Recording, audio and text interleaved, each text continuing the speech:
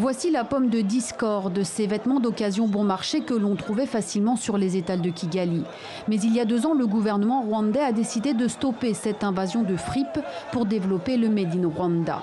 Des droits de douane à l'importation multipliés par 12 pour les habits, par 10 pour les chaussures. Principale victime chez les exportateurs, les États-Unis. Il n'en fallait pas moins pour que le Rwanda devienne une nouvelle cible de la politique commerciale américaine.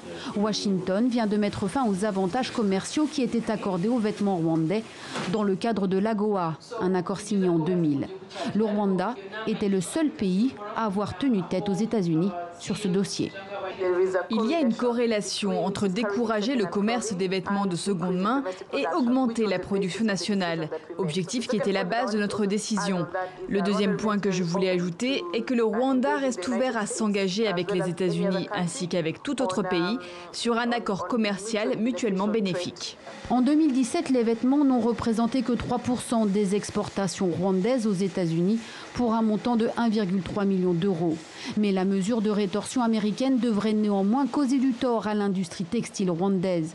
Les industries étrangères qui s'étaient implantées dans le pays pour bénéficier des avantages commerciaux américains pourraient aussi revoir leur stratégie.